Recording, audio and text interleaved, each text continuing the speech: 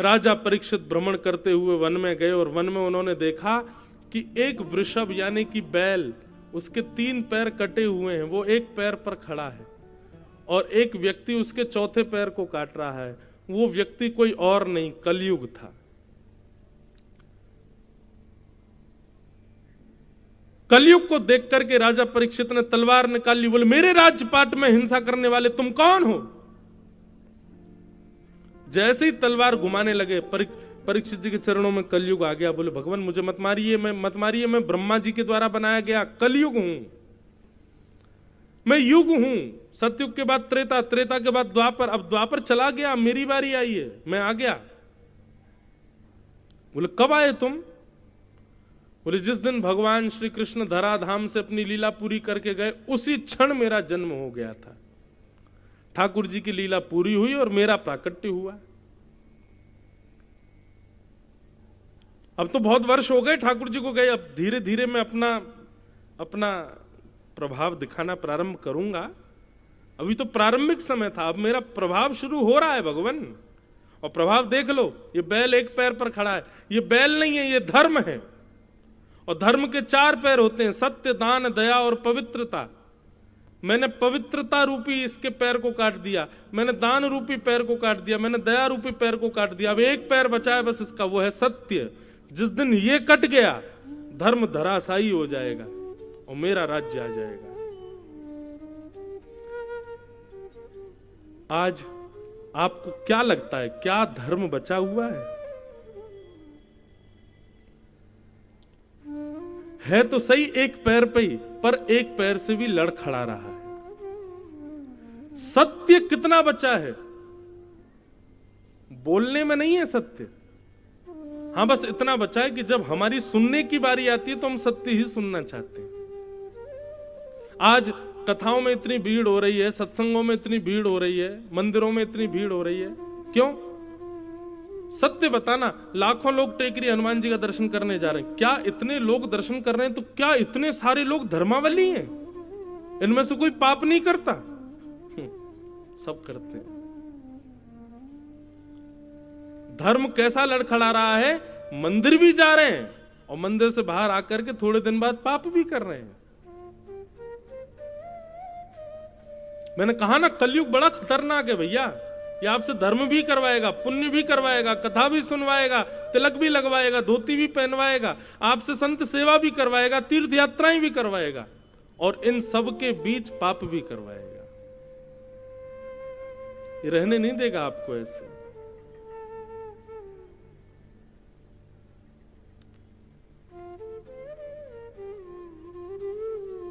बस इसीलिए मैं बार बार कहता हूं, हम पे समय बहुत कम है। अभी समय है। कलयुग जैसे ही दूसरी करवट लेगा ना, तब तक बहुत देर हो जाएगी। और वो कभी भी ले सकता है, कल भी ले सकता है, परसों भी ले सकता है। इसलिए कोई समय का पता नहीं है भैया। जितना हो सके भगवत भजन करके जल्दी निपट लो, यहां से निकल लो। यहां ठीक नहीं है अब माहौल। अभी कथा भागवत आदि चल रही है, लेकिन ये ज्यादा समय तक नहीं चलेगी। मैं घोषणा कर रहा हूं मंच से, कुछ समय बाद ये सब नहीं हो पाएगा, भयावह समय आएगा और कथा, संत, महापुरुष, वैष्णवों को ही केंद्र बिंदु बनाया जाएगा। कुछ गलत किया जाएगा। भगवान करे उससे पहले हम तो चले जाएं। हम आप सब लोग निपट लें यहां से। बहुत भयावह समय आने वाला है भैया, कलयुग। तो मैं क्या निवेदन कर रहा था? सत्य के पैर काट रहा था कलयुग। धर्म का अंतिम पैर सत्य। परीक्षित जी महाराज चिंतित हो गए, बोले कि अरे कलयुग तुम आ गए? बोले जी। निकलो अभी यहां से, तुम मेरा राज्य छोड़ करके जाओ, कहीं और जाकर के रहो, लेकिन मेरे राज्य में तुम नहीं रहोगे। बोले महाराज पृथ्वी के एक छत्र सम्राट हो आप, कहां जाऊं मैं? पूरी पृथ्वी के राजा हो और पूरी पृथ्वी पर मेरा आक्रमण है। राजा परीक्षित बोले मैं जीने तो नहीं दूंगा तुमको यहां पर।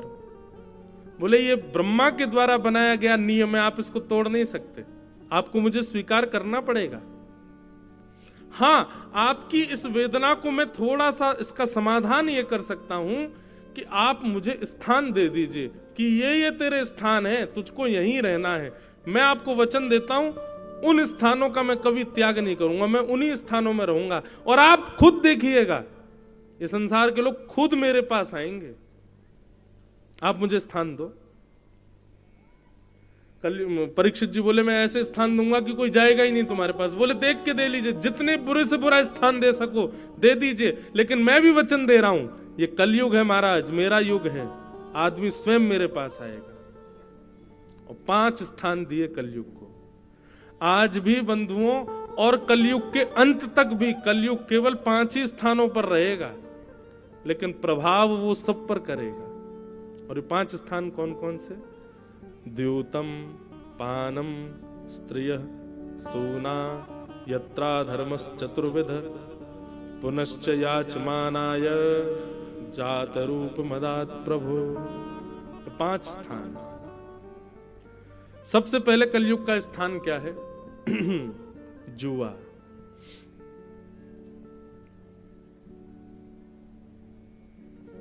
खेल कोई भी खराब नहीं होता, लेकिन उस खेल में प्रयोग किया गया धन और उसको बाजी लगा करके फिर खेला जाए, वो कलयुग है।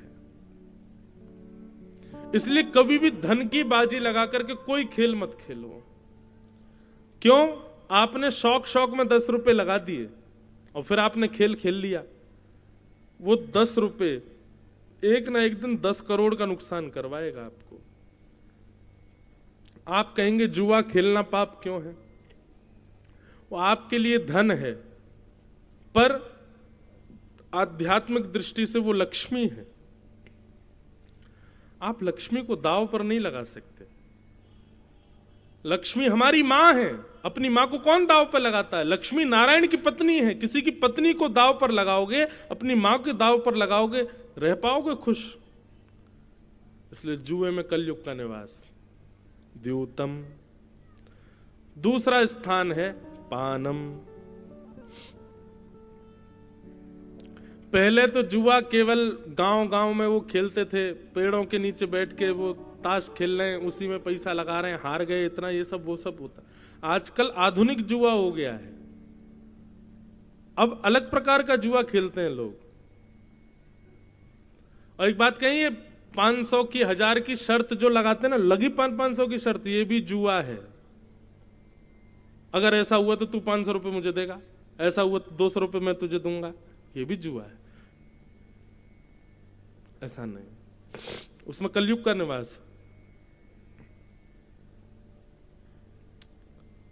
द्यूतम। उसके बाद आता है पानम। अच्छा, एक और बात सुनिए, ऐसा कभी कभी होता है कि हम शर्त लगा लेते हैं, अच्छा लगी 500 की शर्त, बोले हाँ लगी, और फिर वो काम हो गया, लेकिन फिर ना आपने बस इतना कह दिया, देखा हार गया, निकाल 500। अब जैसे वो निकालने लगा, आपने कहा अच्छा ठीक है रख ले, चल कोई बात नहीं, तो कोई दिक्कत नहीं। पर हाँ पीछे ही पड़ गए, बोले देने पड़ेंगे 500 बेटा तुझे, तू हारा है मुझसे, तो वो निश्चित है कि वो आपका सर्वनाश करेगा। तो द्यूतम। दूसरा स्थान है कलयुग का पानम।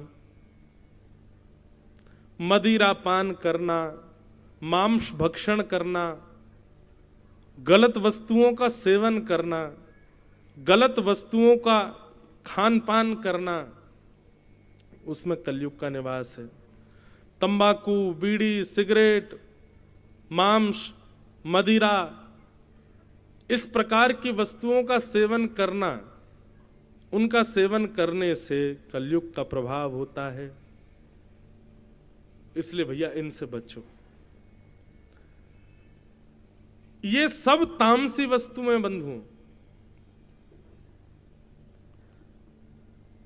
इनका सेवन नहीं करना चाहिए। तो द्यूतम पानम। पानम के बाद आ गया स्त्रियः। पर स्त्री संग, पर पुरुष संग, विवाह के पश्चात अन्य के प्रति भाव प्रकट करना हृदय में, उसमें कलयुग का निवास है। कलयुग आपको छोड़ेगा नहीं। तो द्यूतम, पानम, स्त्रियः। और चौथा स्थान है कलयुग का सूना, सूना कहते हैं हिंसा को, कलेश को। अभी आप लोग कथा सुन रहे हो, कितने ध्यान से कथा सुन रहे हो। दो लोगों की लड़ाई शुरू हो जाए बाहर, हाथापाई शुरू, आधे से ज्यादा पंडाल बाहर तमाशा देखने जाएगा, सब देखने जाएंगे क्या हुआ, कौन मरा, कौन पिटा, कौन किसके लग गई, क्या हो गया। क्यों? हमारी रुचि हिंसा में होती है। कथा करने के लिए पूरे नगर में होर्डिंग लगाने पड़ते हैं, तब जाके इतने लोग आते हैं। पर हिंसा, लड़ाई झगड़ा करने के लिए कोई प्रचार नहीं करना पड़ता, बस दो लोग चौराहे पर लड़ लो, अपने आप भीड़ आ जाएगी देखने, अपने आप लोग इकट्ठे हो जाते। एक व्यक्ति एक जगह मेरी कथा चल रही थी, वो बोले महाराज जी आप थोड़ी सी कथा जो है वो मधुर रस में ज्यादा कथा करते हो। मैं तो कैसे करूं? बोले वीर रस में किया करो, थोड़ी मार झाड़ हो, थोड़ी उसमें यूं उठा पटक हो रही हो, यूं बताए जा रहा हो ठाकुर जी ने उठा के फेंक दिया, महाराज उठा के ये मुष्टिक प्रहार कर दी। मैंने वाह भाई ये भी कोई बात है? बोले महाराज जी थोड़ी ने तकड़ भगड़ हो तब तो आनंद आवे। हिंसा, इसमें कलयुग का निवास है। किसी व्यक्ति ने, आप जा रहे थे कुछ गलत बोल दिया, तो आप उसको लेट गो नहीं करोगे, ठीक है बोल दी क्या करना है चलो, नहीं। इसने बोली किसी, घुमाओ बेटा बाइक, हाँ भाई 4 लोग लेके आ जल्दी। इसने बोली कैसे मुझसे ऐसी, और लिए पकड़ के महाराज अब उसको, तूने इतनी बोली मैं तुझे इतनी बोलूंगा। इसको कहते हैं कलेश। घर में, परिवार में बहन कुछ बोल दे, भाई कुछ बोल, पत्नी कुछ बोल दे, तो उसको शांत रह करके सॉल्व नहीं करते हम लोग। हमारा क्या, इसने ऐसा बोला, अब ये बच के तो दिखाए मुझसे, मैं बोल के दिखाऊं इसको, मैं करके दिखाऊं इसको। ये हिंसा है, इसमें पाप निवास करता है, इसमें कलयुग निवास करता है। बंधुओं, ये कलयुग घरों में ऐसे ही आता है। किसी एक व्यक्ति का मूड खराब करके वो ऐसी कुछ बात बुलवा देगा कि बाकी लोगों का भी दिमाग खराब होता है, फिर एक दूसरे से लड़ाई झगड़ा कर करके सब कलेश करके खत्म कर देते हैं। ये कलयुग का खेल है, इसको समझिए। एक व्यक्ति की मति बिगड़ी, वाणी बिगड़ी, बाकी सब शांत हो जाओ, ठीक है, कोई अपने आप ठीक हो जाएगा। अभी चिल्ला रहा है, बोल रहा है, ठीक है कोई नहीं, इसके पैर पकड़ लो, जो कह रहा करो, ठीक, सॉरी, ठीक है। शांत रह करके, अग्नि प्रज्वलित होती है, घर में कहीं आग लग जाए तो पानी डाला जाता है कि उस पर और माचिस की तिल्ली फेंक दोगे और उस पर मिट्टी का तेल उछाल दोगे कि कपूर लाके फेंक दोगे? अग्नि तेज क्यों कर रहे हो? जैसे घर में आग लगने पर पानी डालते हैं, ऐसे ही घर के, परिवार के, मित्रों के, अपने संबंधियों में किसी एक में आग लगे, पानी डालो। और पानी का मतलब प्रेम, प्रेम बरसाओ, उसको हृदय से लगा लो, उसके पैर पकड़ लो, थोड़ा उसको समझा लो, मना लो, ज्यादा नहीं मानना, मौन हो जाओ, शांत हो जाओ, बैठ जाओ। जल का जो स्वभाव है वो प्रकट करो। आप अग्नि बन जाओगे तो फिर जल के राख हो जाओगे, और तब कलयुग नाचेगा, आ गया मैं, हो गया मेरा आक्रमण। और फिर जाओगे महाराज, महाराज जी घर में बड़े कलेश होते हैं, क्या करें? बोले हाय टांग लो घर के बाहर, काला ये वो बना के टोटका यूं कर लो, नींबू मिर्च लटका लो घर के बाहर, चप्पल टांग लो एक, उससे ठीक है। अरे कलयुग इनसे रुकने वाला नहीं है। कलयुग का प्रभाव आपके परिवार में हो, आज के बाद अब घर में देखिएगा, कभी भी अगर कलेश की नौबत आवे, समझ जाना ये कलयुग है। और हमको अग्नि बनकर के नहीं, हमको जल का काम करना है। हम जल कैसे बने ताकि ये शांत हो, उसको आने मत दीजिए अपने घर में। द्योतम पानम स्त्रिय सूना। अब आया पांचवा। पांचवा क्या है? बिना मेहनत के कमाया गया धन, बिना परिश्रम के कमाया गया धन, घर बैठे बैठे कमाया गया धन, उसमें कलयुग का निवास है। सोचिए, जहां बुद्धि ना लगती हो, जहां शारीरिक श्रम ना होता हो, जहां पर आपका दिन घर के बाहर व्यतीत ना होता हो, ऐसे जब आप धन कमाते हैं तो वो आपके हृदय को विकृत करता है, आपकी बुद्धि को विकृत करता है। बीच में एक टाइम आया था वर्क फ्रॉम होम कर रहे थे, सब लोग घर से काम कर रहे थे, घर से पढ़ाई कर रहे थे, बच्चों के स्कूल बनते तो घर से ही पढ़ रहे थे। सही बताना क्या हो रहा था वर्क फ्रॉम होम? क्या पढ़ाई हो रही थी बच्चों की घर पे? कुछ नहीं हो रहा था। जब तक आप पारिश्रमिक नहीं बनोगे, जब तक थोड़ा श्रम अपने तन से बुद्धि से नहीं करोगे और उसके बदले धन नहीं कमाओगे, तब तक वो धन अशुद्ध है। आजकल भारत में एक नया काम शुरू हो गया है कि लोग बाग ऐसे कामों की ज्यादा खोज करते हैं जिसमें कुछ करना नहीं पड़े, एक बार का इन्वेस्टमेंट, फिर पड़े पड़े कमाते रहेंगे। बैंक के भी ऐसे ही ऑफर आते हैं, मतलब आपको कुछ नहीं करना, एक बार पैसा लगाना है, फिर तो घर पे अपने आप पैसा आता रहेगा। इनसे बचो। ये जो घर में पैसा आता रहेगा अपने आप, कुछ करने की जरूरत नहीं, वो प्रॉपर्टी किराए पे दे दी, ठीक ठीक, ये कर दिया, वो कर दिया। अच्छा, अगर आपके काम ऐसे हैं भी तो उस धन को अलग रखो, उसको अपने प्रयोग में मत लीजिए। वो साल भर में कोई धर्म कर्म के कार्य हो उसमें लगाओ, असहाय लोगों की कोई सेवा हो वहां लगाओ, किसी गरीब कन्या का विवाह हो, किसी बालकों के पढ़ाने के लिए करना हो, वहां पर उस धन का प्रयोग करो। जैसे हमने दुकान किराए पे दे दी, अपना घर किराए पे दे दिया, जमीन किराए पे दे दी, अब ये मेहनत का धन तो नहीं है। आप कहोगे जमीन हमारी, तो मेहनत क्या कर रहे हो उसमें? आपने उसको किराए पे दे दिया, वो लेके उसमें बढ़िया कमा रहा है, उसका आधा आपको दे रहा है, आपको तो घर बैठे मिल रहा है ना। उस धन को अलग रखो, अपने प्रयोग में मत लीजिए उसको। अपने घर के और अपने प्रयोग में तो वही धन लाइए जो आपने परिश्रम से कमाया। बंधुओं, ये पूरी यदुवंशियों के सर्वनाश की कथा ही यहीं आती है। ठाकुर जी बोले इन यदुवंशियों को बैठे बैठाए सब मिल रहा है, परिश्रम तो करना नहीं पड़ रहा, सोने की नगरी द्वारिका है और पर ब्रह्म परमात्मा भगवान इनके वंशधर हैं, कुछ करने की आवश्यकता तो है नहीं। इसलिए भगवान ने यदुवंशियों का सर्वनाश करवाया जानबूझ करके। क्यों? नहीं तो मेरा ही परिवार पृथ्वी का सबसे बड़ा भार बन जाएगा। अनीति के धन से ही 99% कलयुग का प्रभाव हमारे घरों में और हमारे ऊपर अनीति के धन से ही आता है। अब यहां कितने लोग, अधिकतर जितने भी लोग बैठे, कोई जुआ तो खेलता नहीं है, कोई परस्त्री गमन तो करता नहीं, पर पुरुष गमन तो करता नहीं, कोई यहां पर जो भी बैठा कोई मद्यपान आदि तो कुछ करता नहीं। तो फिर हमारे घर में कलयुग आ कहां से रहा है? हम लोग कलयुग में रह रहे हैं, इसका मतलब कलयुग है हमारे पास भी। अनीति का धन और दूसरा वो सूना कलेश, यहीं से कलयुग आता है। इसलिए इनसे बचो। और इनसे बचने का एक उपाय बताएं।